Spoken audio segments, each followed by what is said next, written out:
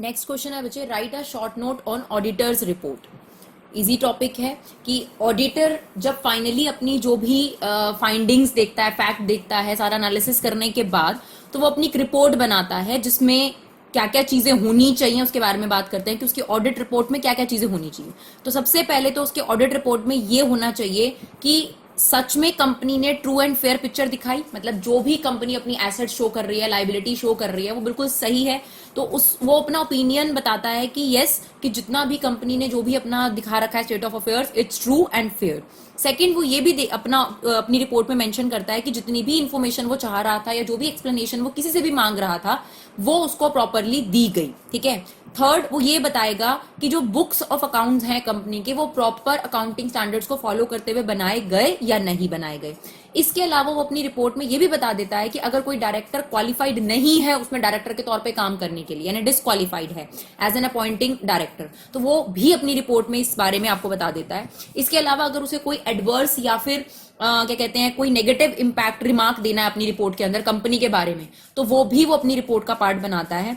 इसके अलावा वो इस पर भी अपना ओपिनियन बता सकता है या इसके बारे में भी अपनी रिपोर्ट में बता सकता है कि कंपनी जो है proper internal control mechanism follow करती है या नहीं करती। ठीक है, एक्सटर्नल ऑडिटर तो बाहर से आता है, लेकिन अगर आप चाहते हो कि एक्सटर्नल ऑडिटर को आपके फ्लॉज ना मिले, आपकी गलतियां ना मिले, तो आपको इंटरनल ऑडिटिंग लगातार करते रहना चाहिए। तो इस पर भी वो अपनी रिपोर्ट दे सकता है कि यार बहुत ही बढ़िया कंपनी का इंटरनल कंट्रोल मैकेनिज्म है, इंटरनल ऑडिटर्स जो है वो इतने बढ़िया तरीके से काम कर रहे हैं कि हमें इतनी ज्यादा परेशानी नहीं हुई कंपनी को ऑडिट करने में। तो इस तरीके के रिमार्क्स, इस तरीके की चीजें ऑडिटर रिपोर्ट में होती हैं। यानी क्या क्या चीजें, कि कंपनी अपने जो स्टेटमेंट्स ऑफ अफेयर्स हैं उनको सही से बना रही है नहीं बना रही है, जो इन्फॉर्मेशन कंपनी के ऑफिसर्स से या जो बुक्स ऑफ अकाउंट्स मांगेगी वो टाइमली दी गई या नहीं दी गई, कोई डायरेक्टर डिस्क्वालिफाइड तो नहीं है, ठीक है ना।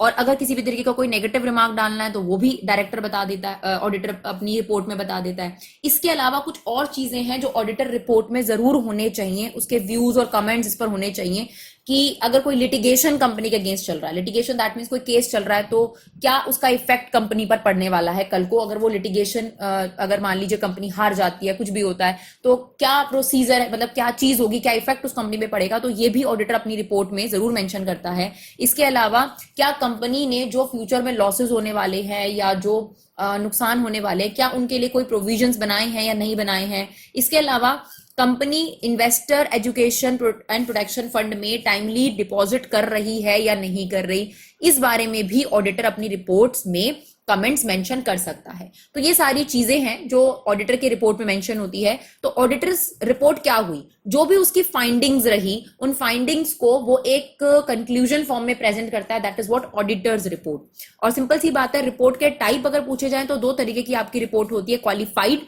और अनक्वालिफाइड। क्वालिफाइड मींस कुछ ना कुछ मिस्टेक्स है और एडवर्स इफेक्ट अपनी रिपोर्ट पे वो मेंशन कर रहा है, तो उसे क्वालिफाइड रिपोर्ट कहा जाता है। और अगर कोई भी एडवर्स इफेक्ट नहीं मेंशन, कोई भी एडवर्स रिमार्क नहीं मेंशन कंपनी के बारे में, तो उनको आप लोग अनक्वालिफाइड रिपोर्ट के नाम से बुला सकते हो। तो ये दो टाइप की रिपोर्ट होती हैं जो एक ऑडिटर अपनी रिपोर्ट में मेंशन कर सकता है। और फाइनली जो ऑडिट रिपोर्ट होनी चाहिए उस पर ऑडिटर के सिग्नेचर होने चाहिए।